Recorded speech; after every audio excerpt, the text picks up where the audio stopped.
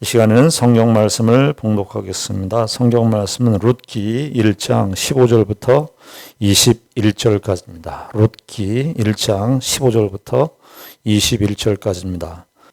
나오미가 또 이르되 보라 내 동서는 그의 백성과 그의 신들에게로 돌아가나니 너도 너의 동서를 따라 돌아가라 하니 룻이 이르되 내게 어머니를 떠나며 어머니를 따르지 말고 돌아가라 강권하지 마옵소서. 어머니께서 가시는 곳에 나도 가고 어머니께서 머무시는 곳에서 나도 머물겠나이다. 어머니의 백성이 나의 백성이 되고 어머니의 하나님이 나의 하나님이 되시리니 어머니께서 죽으시는 곳에서 나도 죽어 거기 묻힐 것이라. 만일 내가 죽는 일 외에 어머니를 떠나면 여호와께서 내게 벌을 내리시고 더 내리시기를 원하나이다 하는지라. 나오미가 룻이 자기와 함께 가기로 굳게 결심함을 보고 그에게 말하기를 그치니라. 이에 그 두 사람이 베들레헴까지 갔더라. 베들레헴에 이를 때에 온 성읍이 그들로 말미암아 떠들며 이르기를 이가 나오미냐 하는지라. 나오미가 그들에게 이르되 나를 나오미라 부르지 말고 나를 마라라 부르라. 이는 전능자가 나를 심히 괴롭게 하셨음이니라. 내가 풍족하게 나갔더니 여호와께서 내게 비어 돌아오게 하셨느니라. 여호와께서 나를 징벌하셨고 전능자가 나를 괴롭게 하셨거늘 너희가 어찌 나를 나오미라 부르느냐 하니라. 이 주일날 구약 성경에 아주 오랜, 지금으로부터 얘기하면 한 3,000년 전의 이야기예요. 3,000년 전의 이야기, 짧게 기록되어 있는 4장으로 되어 있는 이 룻기의 스토리를 함께 보고 있습니다. 참 고대 세계에 아주 오래전에 있었던 그 이야기인데 성경을 읽다 보면은 이 룻기를 그냥 쉽게 지나칠 수 있어요. 짧은 4장의 이야기인데 특이하게도 이 4장이 85절로 되어 있는데 55절이 다 대화입니다. 대화. 대화가 이 스토리를 이끌고 가고 있어요. 그런데 우리가 지난 시간에는요, 아주 애절한, 가슴 아픈, 그러면서 또 한편으로는 아름다운 그런 이별의 장면을 대화를 통해서 우리가 함께 생각을 해봤어요. 구성인물은 누구냐 하면은 홀로 된 시어머니와 홀로 된 두 자부, 두 며느리, 룻, 오르바. 시어머니의 이름은 나오미. 그리고 공간은 어디냐 하면은 모압 땅에서 이스라엘 베들레헴 땅으로 가는 그 중간 어느 지점에서 그 애틋한 그 이별을 하게 돼요. 시어머니는 이 두 자부에게 가라. 너희는 나의 이 고난에, 이 어려움에 참여할 필요가 없어. 너는 가라. 근데 여기 이 나오미가 우리가 이 두 자부와 어떤 관계를, 그 관계의 친밀도가, 관계의 밀도가 어느 정도인지는 우리가 정확하게 알 수 없지만은 나오미가 연속적으로 이 두 자부, 두 며느리에게 내 딸들아 이렇게 얘기하는 것을 보면 정말 이 시어머니와 이 두 며느리와의 이 관계가 굉장히 깊은 밀착된 관계였음을 우리가 알 수 있겠다. 참 만남과 이별, 만날 때는 보통 사람들이 다 좋아요. 만날 때는 그 사람이 좋아서, 만날 때는 뭐 그 사람이 가지고 있는 장점이 있고 그 사람이 나에게 주는 혜택도 있고 유익도 있으니까 만날 때는 좋은데 우리가 뭘 잘못하냐면 이별을 잘못해요. 헤어지는 거. 헤어지는 그 이별을 하는데 실력이 참 부족해요. 그런데 이 나오미와 이 두 자부와의 그 이별의 이 서사는 참 멋있고 아름다운 이야기입니다. 슬픔의 서사이지만 울면서 헤어지는 거예요. 두 자부들은 오르바도 물론 결국은 모압으로 떠났지만 오르바가 그래도 나는 어머니를 쫓아가겠다고 자기의 의지를 밝혔어요. 어머니. 며느리는 오늘날 이 시어머니 며느리의 관계는 참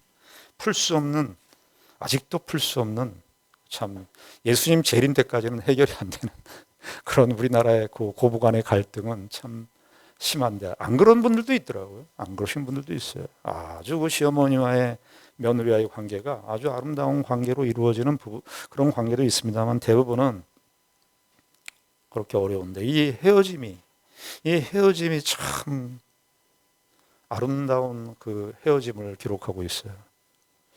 우리가요, 예수를 믿고 신앙생활 하는 데 있어서 이런 그 성경의 스토리들을 적용할 줄 알아야 됩니다. 거기 구체적으로 하나님도 나오지 않고 신앙이라는 이런 믿음이라는 표현도 안 나와 있지만 우리의 현실 속에서 만남과 헤어짐은 늘 우리에게 일어나는 어떤 인생의 전체라고 말할 수 있겠어요.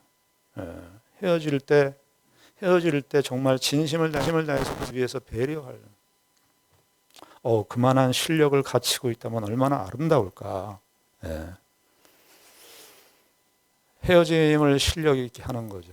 누가 어떤 목사님이 그런 얘기를 했어요. 인간을 우리는 두 부류로 나눌 수 있대요. 두 부류가 뭐냐 하니까 질 좋은, 다 인간들은 죄인인데 죄인들 중에서도 두 부류로 나눌 수 있다고 그래요. 질 좋은 죄인과 질 나쁜 죄인. 여기 우리가 지난번에 이 나오미와 두 자부와의 두 번의 대화를 우리가 살펴봤지만 이 자부들도 그렇고 이 시어머니 이 나오미도 그렇고 이분들은 아주 질 좋은 인간이에요. 내가 이해관계가 아주 그냥 첨예하게 대립되어 있는 그런 관계 속에서 헤어지게 되면은 우리는 다 비난하고 욕하고 그 사람 내가 내 눈에 흙이 들어오기 전까지는 나는 안 볼 거야. 우리가 아주 가까운 관계 속에서 만남과 헤어짐이 얼마나 실력 없이 우리가 이런 분위기들을 우리 스스로 만들어내는지 모르겠습니다. 그런데 이 두 번의 대화, 두 자부와의 시어머니와의 두 번의 대화도 놀랍지만 더 충격적인 대화는 세 번째 대화입니다. 룻과 나오미와의 대화예요. 오르바는 모압으로 갔어요. 한 며느리는 오르바는 모압으로 떠났습니다. 정말 슬픈 이별을 한 것이죠. 눈물을 흘리면서 모압 땅을 향해서 갔을 것입니다. 그런데 이 한 며느리, 이 룻은 아주 독특한 행동을 취합니다. 14절에 보시면 1장 14절 그들이 소리를 높여 다시 울더니 오르바는 그의 시어머니에게 입맞추되 시어머니에게 오르바는 임고 이제 작별의 키스를 하고 가는 거예요. 모압으로. 그러면 룻도 가야 되잖아요. 룻도 모압 여인이잖아요. 룻이 이스라엘 여인입니까? 이 룻도 모압 여인이고 모압에서 태어났고 모압의 삶이 있는 사람인데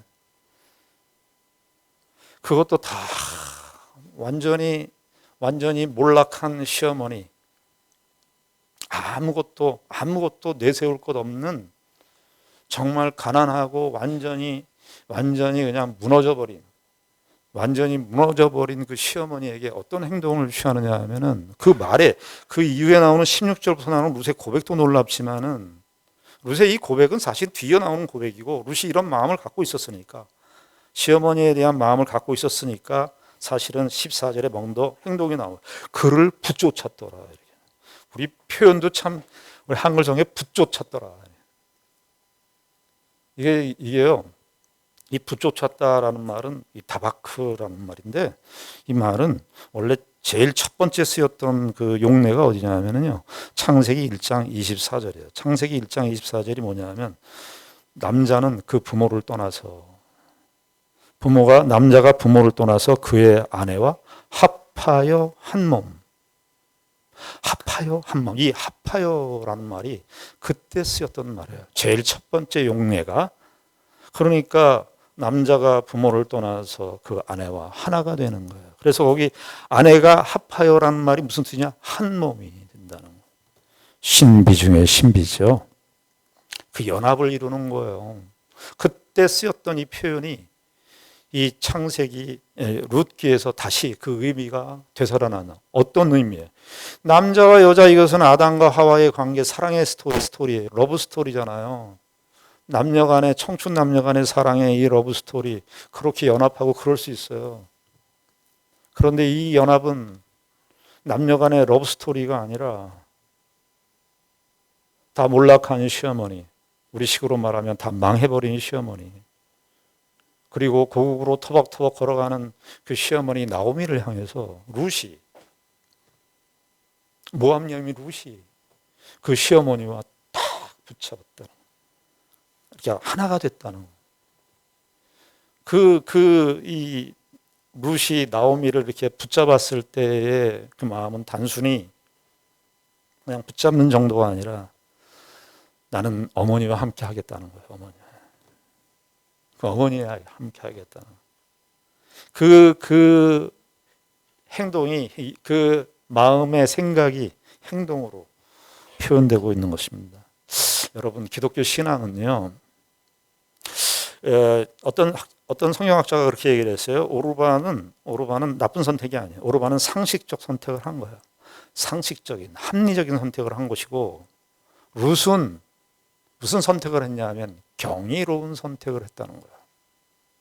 신자는 이해관계를 따라서 상식선에서만 살아가는 사람들이 신자가 아닙니다.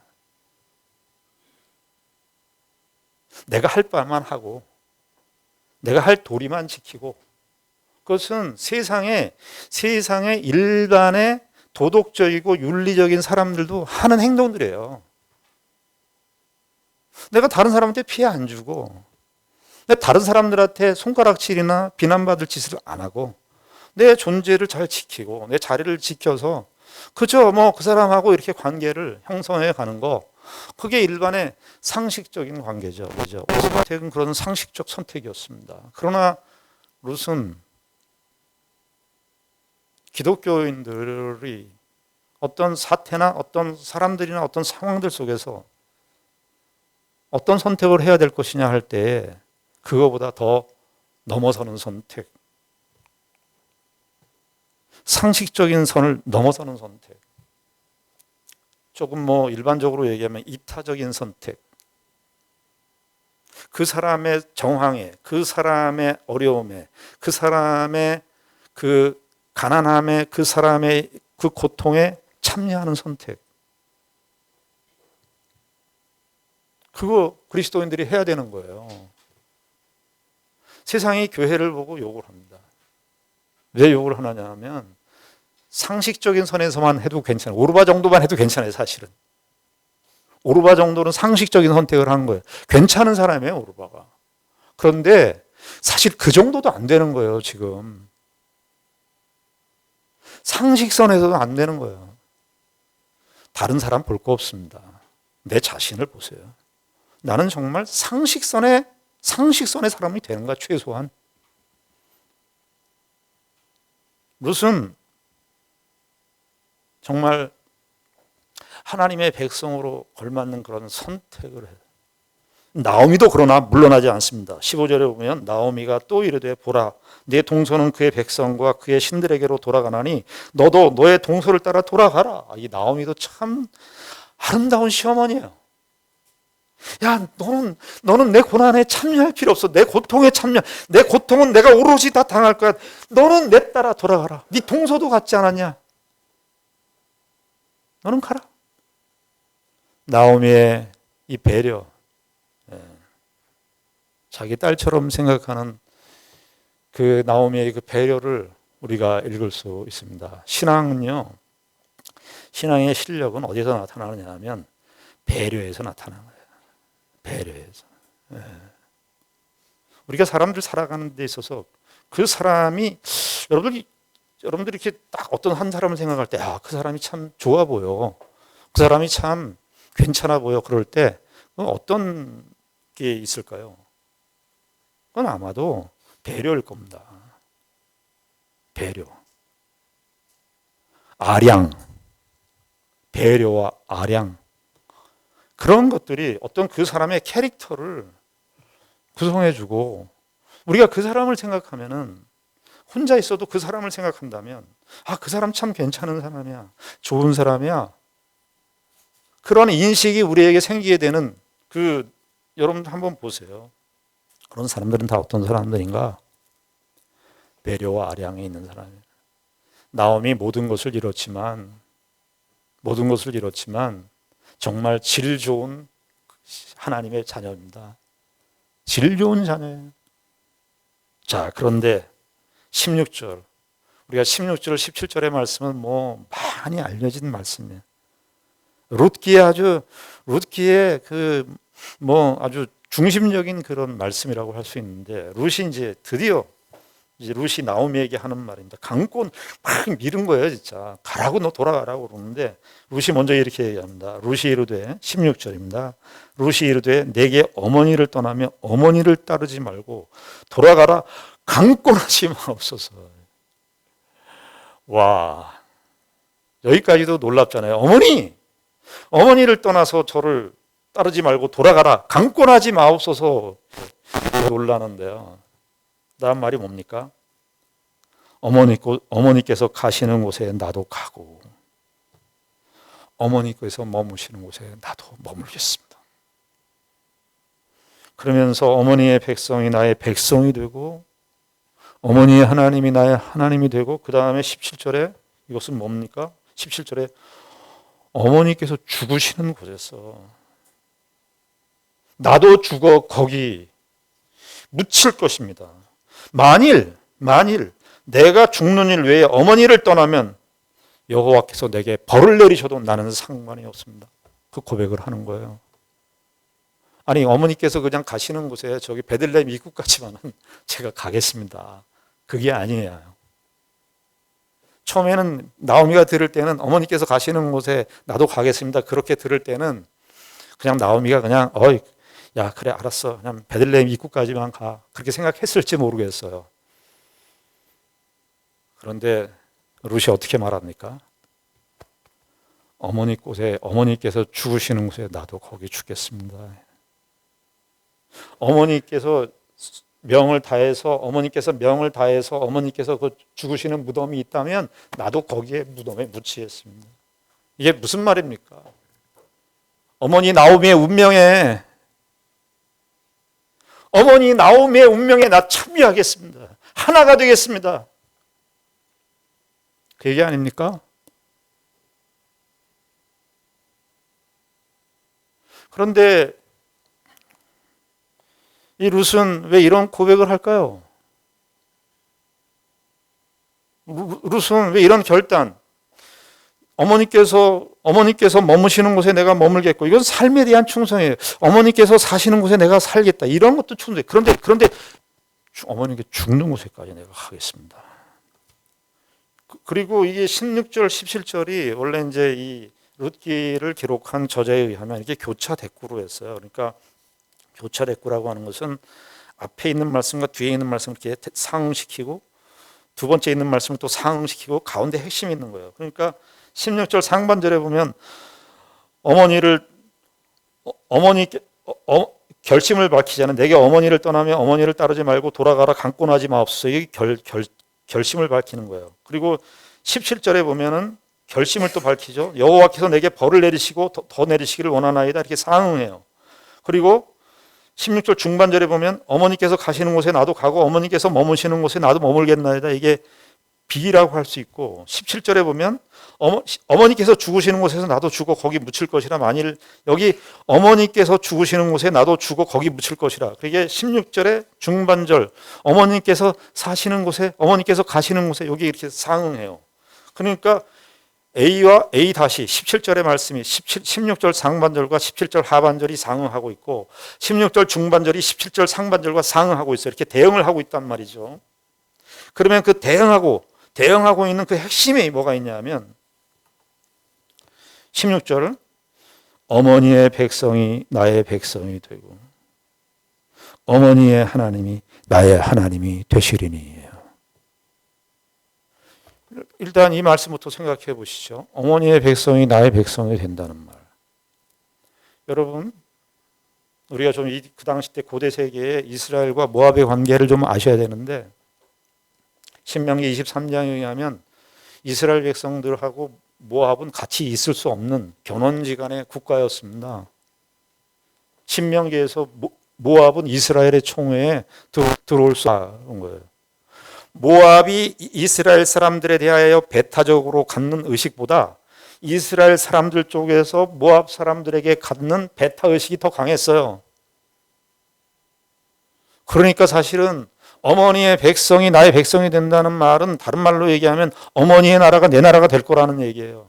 자기의 나라를 놔버리고 자기의 나라와의 연관을 끊어버리고 어머니의 나라가 내 나라가 되겠습니다. 어머니의 백성이 나의 백성이 될 것입니다. 여러분들 이주민들, 요즘에 우리 한국에도 이주민들이 베트남이라든지 동남아 사람들이라든지 중동 사람들, 이런 사람들, 이주민들이 오게 되는데, 그 이주민들의 입장에서 한번 생각해 보세요. 우리 한국 사람들도요, 옛날에 차별을 많이 당했는데 요즘은 조금 이제 교양들이 생기셔서 윤리적 수준이 좀 높아지셔서 그랬는지 모르지만, 아직도 이민족에 대해서, 이주민들에 대해서 아직도 우리를 차별합니다. 지금 이 룻이 말이죠, 이스라엘 땅으로 간다는 것은 무슨 말이냐 하면은, 난 그 차별, 그 무시, 이스라엘 사람들이 자기에게 행하는 그런 모든 차별들을 어떻게 하겠다? 안고 가겠다는 거야.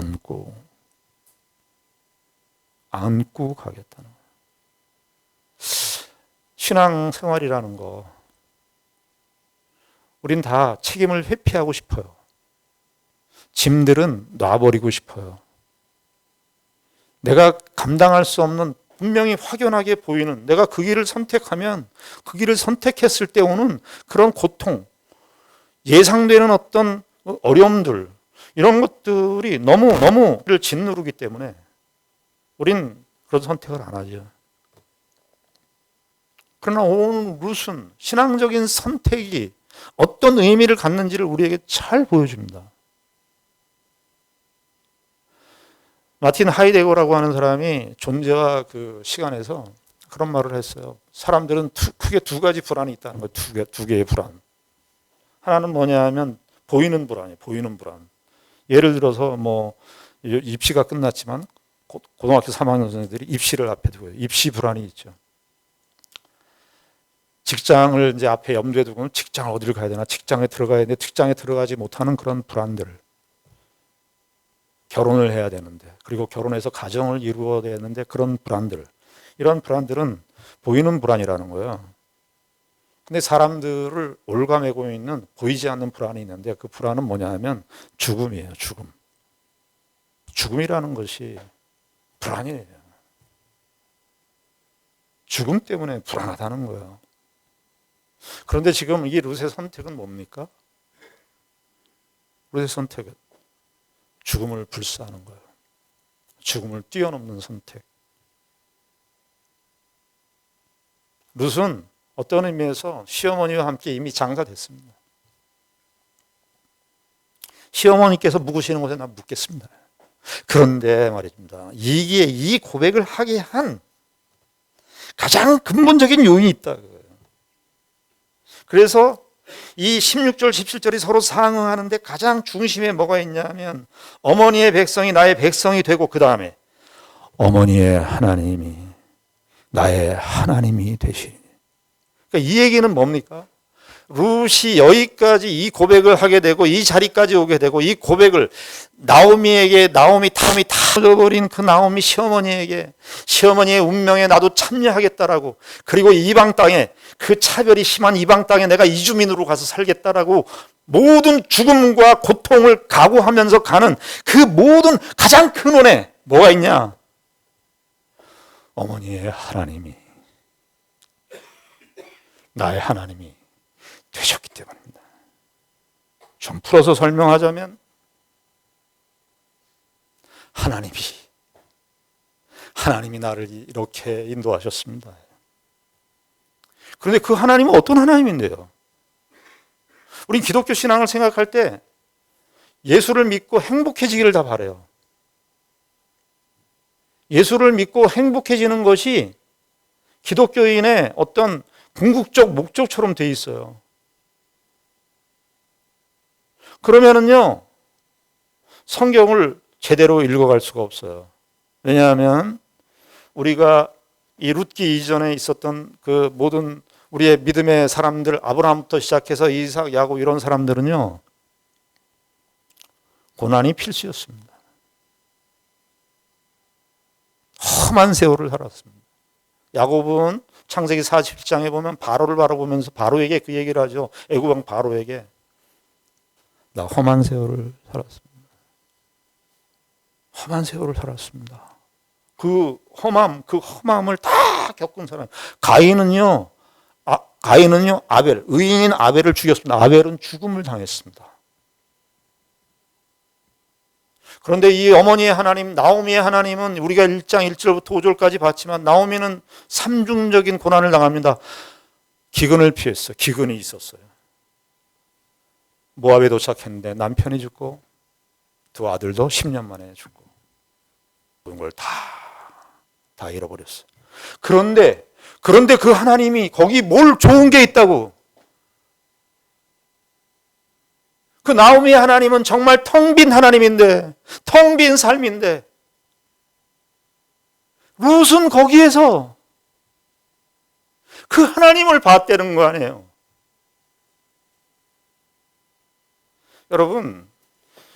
여러분들 정말 괜찮아지고 쓸모 있으려고 너무 그러지 마세요. 내가 좀 괜찮아지면 하나님도 영광을 받으실 거야. 이런 도식들이 있는데 아니요. 그렇지 않습니다. 내가 좀 괜찮아지고 내가 좀 쓸모 있어야지 하나님이 영광이 드러나고, 이거는요 다른 말로 얘기하면은요 나 행복해지면 끝이에요. 여러분들 우리가 친구 사귈 때 그런 거 있잖아요. 친구가 내가 좀 뭔가 잘 나가면 친구가 와서 달라붙어요. 뭔가 유익을 바라고. 그러다가 내가 망하면 어떻게 돼요? 친구가 가버리죠.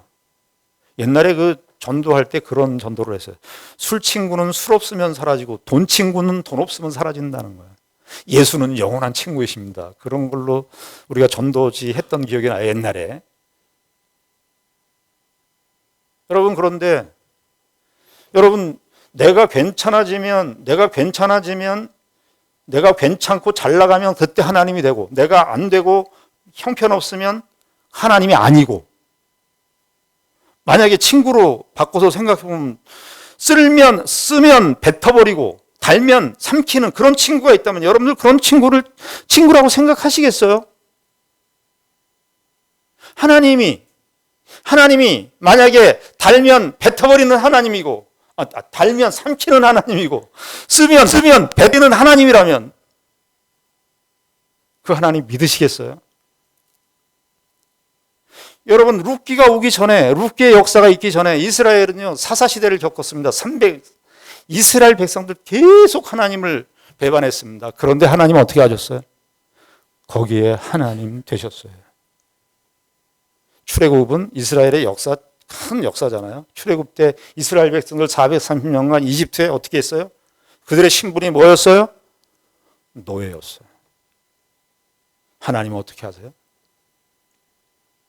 노예의 하나님, 이스라엘의 하나님임을 주저하지 않으셨다고요. 하나님은 우리에게 우리의 삶의 어떤 형편, 조건, 내가 잘 나가고 못 나가고 성공과 실패 상관없이 하나님은 저와 여러분들의 영원한 하나님으로 늘 계십니다.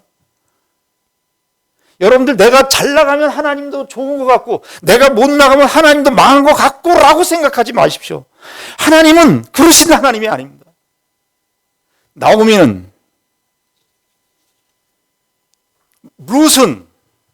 나오미의 이 고통 속에서 절규하는 그 하나님을 만난 거예요. 언제인지 알 수 없어요. 나오미하고 룻하고 성경 공부를 했는지, 통성 기도를 하면서 부흥 집회를 했는지 알 수 없지만, 룻에게 있어서 그 하나님을 연결해주는 채널은 이상하게도 나오미가 겪는 고통, 그 고난이 채널이 되었습니다. 여러분, 고난을 통해서 일하시는 하나님, 고난 중에서 말씀하시는 하나님, 이걸 이해 못하면은요, 여러분 기독교 신앙은 다 믿을 필요. 기독교 신앙은 설 자리가 없어요. 왜요? 예수님은, 우리가 성경의 중심은 누구예요? 예수님이시죠. 예수님 어떻게 하셨죠? 십자가에 죽으셨어요. 십자가에 죽으신 이유는 뭔지 아십니까? 그래야 이 세상에 고통당하는 모든 인류를 예수님의 고난에서 담을 수 있기 때문에 하나님이신 그분께서 우리의 인류의 고통과 그 고난을 다 담으실 수 있는 유일한 방법은 주님이신 그분께서 십자가로 오셨어야 했어요. 그래서 우리의 고난당하는 우리의 모든 인류를 담당하셔야 했어요. 고난은 피하고 외면해야 되고 고통은 뭐 다 멀리해야 되는, 우리는 그렇게 일반적으로 그렇게 되어 있지만 어떻게 되어 있습니까? 그리스도는 고난의 하나님으로 우리에게 다가오시는 겁니다. 제 예전에 침묵이라고 하는 엔도 슈사쿠의 침묵, 그 소설이 있습니다. 그 소설은 제가 그 소설을 읽고 참 많이 울기도 참 많이 울었어요. 포르투갈의 그 천주교 교단에 이제 그 이단처럼 되어 있는 제수이트 예수회라고 하는 그 본부에서 페레이라라고 하는 신부를 먼저 보냈는데, 이 페레이라라고 하는 신부가 일본에 보냈는데, 막부 시대에 도쿠가와 이에야스 그 시대에 막부 시대에 그 선교사를 보냈는데 배교했다는 거예요. 그러니까 그 후임 선교사로, 야 너희들 그 페레이라가 어떻게 그 배교를 하게 됐는지 좀 알아보라. 그래서 로드리고 신부 하는 신부, 이름은 기억이 안 나요. 로드리고 신부하고 이렇게 같이 가게 된 한 신부는 가다가 너무 가는 게 힘들어서 멈추고 다른 중국으로 빠졌나 그러고요. 예, 로드리고 신부가 갑니다. 근데 가서 보니까 장난이 아니에요. 그 일본이 기독교를 키리스탄을 핍박하는데 뭐 아주 고문을 잔인하게 해요. 사람들을 이렇게 거꾸로 매달아 놓고 피를 잘잘잘잘 흘리게 만들어요. 피를 내서. 그러니까 그 고통을, 예수를 믿는다면 그 고통에, 그 죽음에 다 참여하게 되는 거예요. 가서 보니까 이 로드리고 신부가 가서 보니까 상상이 안 되는 거예요. 페레이라 신부 배교할 수 있다, 이 생각을 한 거예요. 그런데 나중에 이제 이게 고문을 당하는 시점에 페레이라 신부, 그 로드리고 신부가 다 자기의 정체가 다 탄로가 난 거예요. 비밀스럽게 전도를 했는데. 그래서 일본의 이제 고문관들이 이렇게 얘기를 합니다. 로드리고 신부, 당신 후미에라는 게 있어요. 후미에라는 게 뭐냐면 예수님을 그린 초상이고 목상이에요. 그 목판이 있기도 하고 황동판으로 만든 거예요. 동판이에요. 그거를 딱 밟으면 사는 거예요. 고문도 안 당하고. 그리고 로드리고 신부한테 딱 후미에를 밟으라고 그럽니다. 너 이거 밟으면 뭐를 조건으로 내세우냐면, 너 지금 널 따르는 저 신자들이 다 살 수 있어. 그렇지만 네가 안 밟으면 너를 따르는 저 신자들이 다 죽을 수 있어. 완전히 그냥 진퇴양난의 선택의 기로에 서 있게 된 것입니다. 엔도 슈사쿠가 그 로드리고의 그 이야기를 하면서 거기에 이렇게 해요. 로드리고가 그 동판에 간에 가리는 예수님의 십자가의 형상인데, 십자가에 달린 형상, 예수님의 동상이 딱 있는데 잘 갈등하는 거죠. 내가 이걸 밟으면 난 배교자가 되는데 저 사람들은 살 수 있어. 그런데 어떻게 하냐, 배교자가 되느냐, 저 사람들을 살리느냐. 그런데 그 동상에서, 그 후미의 동상에서 예수님께서 이렇게 말씀하시는 겁니다. 밟아. 예수님께서 나를 밟아. 나는, 예수님께서 뭐라 그러는 줄 아세요? 그 슈사쿠의 그 고백에서 제일 압권이에요. 그게 뭐냐 하면, 나는 밟히러 왔어. 나를 밟아. 그게 엔도 슈사쿠의 침묵에 나오는 가장 결정적인 얘기였어요. 여러분, 예수님은 이 땅에 밟히러 오셨어요. 나오미는 이 세상의 그 모압 땅에서 모든 걸 다 잃어버리고 정말 밟히고 텅 빈 인생이 되었어요. 그런데 그 고통이 채널이 돼서 룻은 세상에 그 하나님이 있단 말이냐, 룻이 갖고 있는 하나님은, 룻이 갖고 있는 모압의 신은 어떤 신인 줄 아세요?